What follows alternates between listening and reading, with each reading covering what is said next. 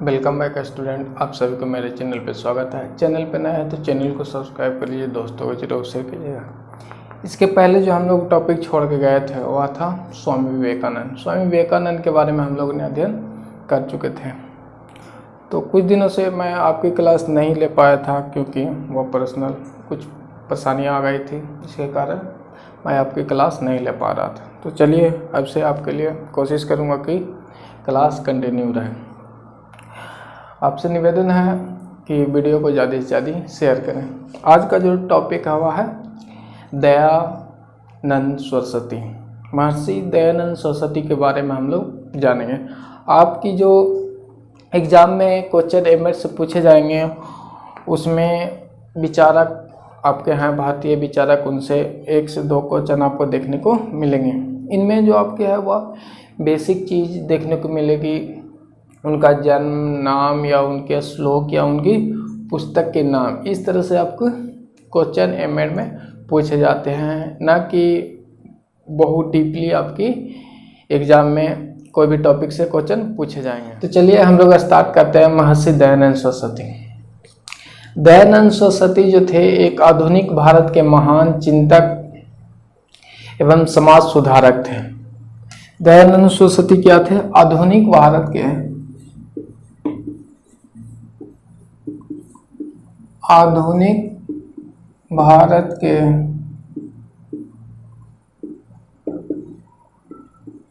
चिंतक एवं समाज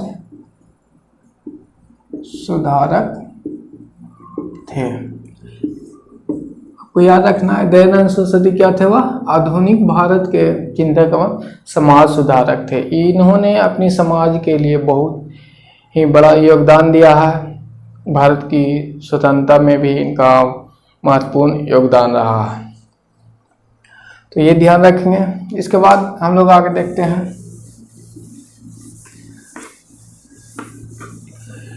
आपकी क्लास डेली 8 बजे फिर से सुचारू रूप से प्रोवाइड कराई जाएगी। ये ध्यान रखिएगा, 8 बजे आपको सुचारू रूप से आपकी क्लास प्रोवाइड होगी। इसमें किसी प्रकार की परेशानी नहीं होगी, और किसी प्रकार के आपके सजेशन हो तो नीचे कमेंट कर सकते हैं। चलिए हम लोग स्टार्ट करते हैं आगे। जैसे कि आपकी व्हाइट बोर्ड पे लिखा हुआ है इनका जन्म। अब जन्म देखेंगे हम लोग। इनका जन्म, दयानंद सरस्वती का जन्म हुआ था 12 फरवरी 1824 ईस्वी में। 12 फरवरी 1824 ईस्वी में टंकार में इनका जन्म हुआ था, जो अभी गुजरात में, उस समय गुजरात में भी पड़ता है। ठीक है, ध्यान रखेंगे। इनका जन्म कहाँ हुआ था? 12 फरवरी 1824 ईस्वी को टंकारा में इनका जन्म हुआ था। टंकारा में इनका जन्म हुआ था, जो कहाँ पड़ता है? जो गुजरात में,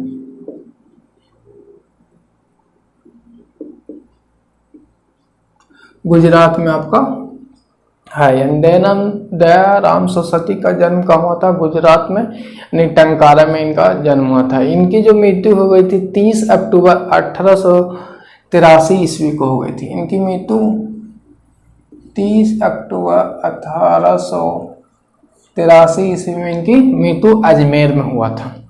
इनकी मृत्यु माना जाता है कि अंग्रेजों का जो एक षड्यंत्र के द्वारा की गई थी। जब यह राजा के दरबार में प्रवचन दे रहे थे, जसवंत जो नरेश थे उनके दरबार में ये प्रवचन दे रहे थे, तो उस समय जब इन्होंने राजा का जो संबंध था वह किसी वैश्या के साथ था, तो उनका संबंध वैश्या से जब छुड़ाए, यानी उनका संबंध वैश्या से टूट गया, तो वैश्या नाराज होकर उनकी जो दूध थी उसमें पीसे हुए कांच को मिश्रित करके उन्हें पिला दिया गया। इनसे उनकी सेहत बिगड़ गई। इसके बाद इन्हें अस्पताल में ले गया। तो अस्पताल में जहाँ वहाँ जड़ी बूटी दी जाती थी उसमें भी विष मिला के इन्हें पिला दिया गया था, जिसके कारण इनकी मृत्यु 30 अक्टूबर 1883 ईस्वी में अजमेर में हुआ। मृत्यु 30 अक्टूबर 1883 ईस्वी अजमेर में हुआ था। ये तो हो गई इनकी जन्म एवं मृत्यु की बात। अब इनके बचपन के नाम को हम लोग जान लेते हैं। बचपन का जो नाम था, बचपन का नाम मूल शंकर था। इनकी बचपन का जो नाम था वह मूल शंकर था, या इन्हें मूल जी भी कहा जाता है। जैसे हम लोग ये टॉपिक खत्म करेंगे तो जितनी भी आपकी दयानंद सरस्वती से संबंधित क्वेश्चन होंगे वह मैं आपको कवर करवा दूंगा, उससे बाहर आपको एग्जाम में नहीं आएंगे, ये ध्यान रखिएगा। इसके बाद हम लोग इनके पिता के बारे में देखेंगे। इनके बचपन का नाम मूल शंकर था। इनके पिता का नाम जो था वह करसनजी लाल। इनके पिता का नाम करसनजी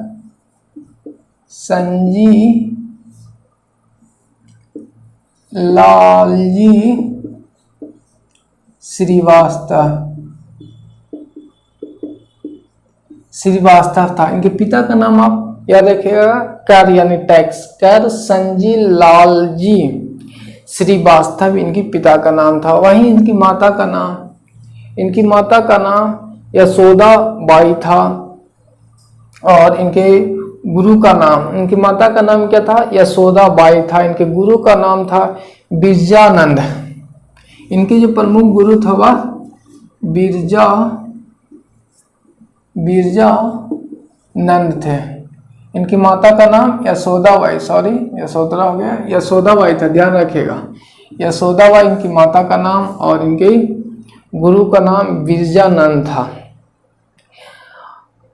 इसके बाद इनकी प्रमुख जो संरचनाएं हैं या संस्थान थे वह आर्य समाज थे। याद रखिएगा, आर्य समाज के संस्थापक कौन थे? आर्य समाज के संस्थापक दयाराम सरस्वती थे। दयानंद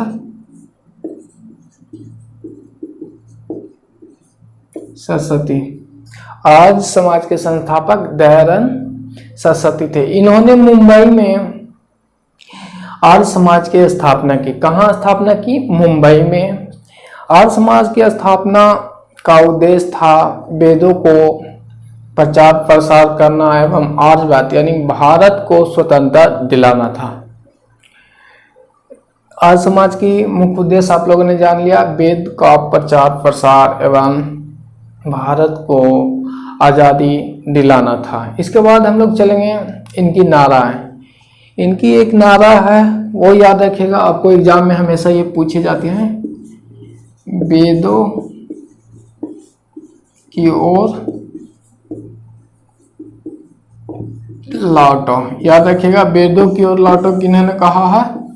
तो दयानंद सरस्वती ने कहा। याद रखिएगा, वेदों की ओर लौटो प्रमुख नारा किनका था? वह दयाराम सरस्वती का। एक और वर्ड है वह स्वराज।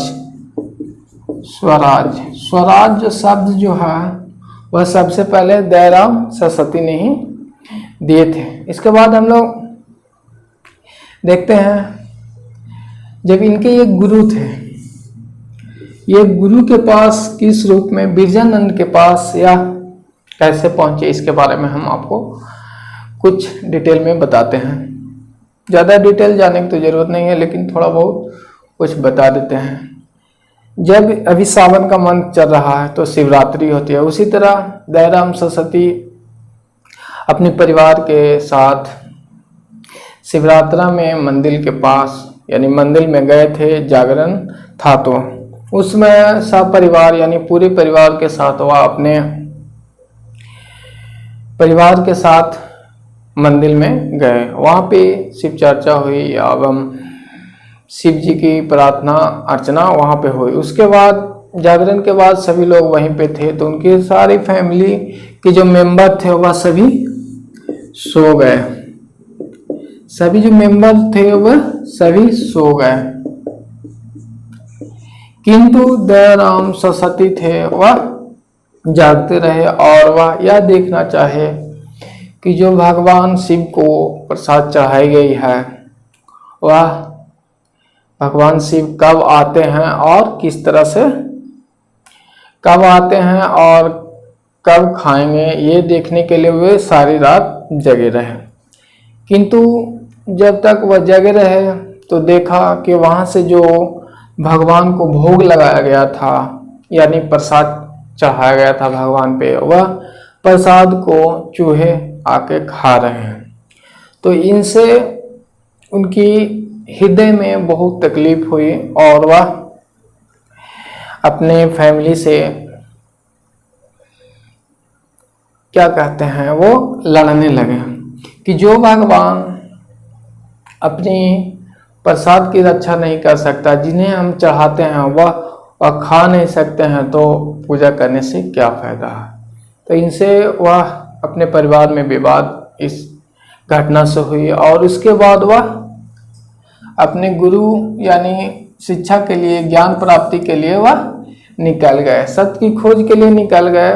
1846 ईस्वी में सत्य की खोज में वह कब निकल गए? 1846 ईस्वी में।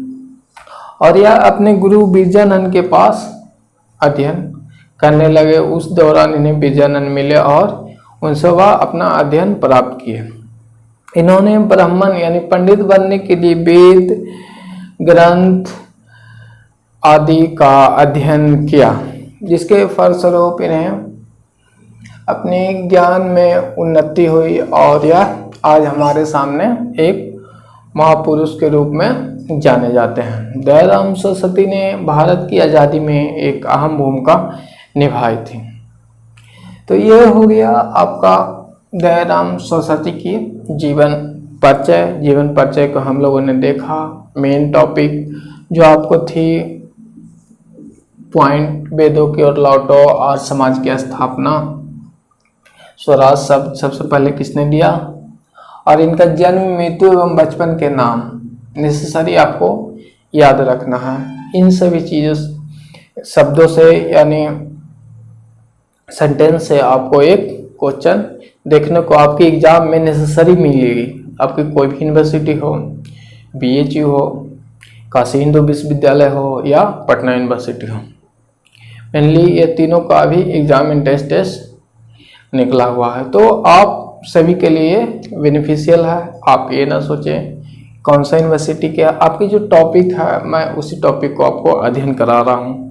तो यहाँ ध्यान देने की बात है कि सारी चीज़ें थोड़ी टॉपिक है लेकिन ये मोस्ट इम्पॉर्टेंट आपके लिए है, क्योंकि यदि आप एग्जाम में बिना पढ़े चले जाते हैं तो वहाँ कन्फ्यूजन आपको क्रिएट होता है। इसके बाद हम आपको क्वेश्चन आंसर कराएंगे। क्वेश्चन आंसर में देखेंगे कि जो मोस्ट इम्पॉर्टेंट है वो हम लोग देखेंगे, क्योंकि आपको किसी भी टॉपिक के बारे में जब तक जानकारी नहीं होगी तो आप ऑब्जेक्टिव टाइप क्वेश्चन नहीं कर सकते हैं। कुछ जानकारी रहने से आप बाय ऑप्शन भी क्वेश्चन को छाट सकते हैं और सही आंसर दे सकते हैं। अंदाजे मारने से आपकी क्वेश्चन सही नहीं होगा, ये जानकारी आप रखें। चलिए, वीडियो देखने के लिए धन्यवाद। नेक्स्ट जो है इसके बाद आपको ऑब्जेक्टिव दयाराम सरस्वती से जितनी सारी ऑब्जेक्टिव 25-30 क्वेश्चन आपको सामने लाया जाएगा, उससे आपकी सारी इस टॉपिक की समस्याएं हो समाप्त हो जाएगी। यदि किसी प्रकार की आपकी परेशानी हो एमएड संबंधित तो आप नीचे कमेंट कर सकते हैं, आपका रिप्लाई विदिन 24 आवर्स दिया जाएगा। डेली आप उम्मीद कीजिए। अभी तो मैं अल्टरनेटिव क्लासिंग चला सकता हूँ,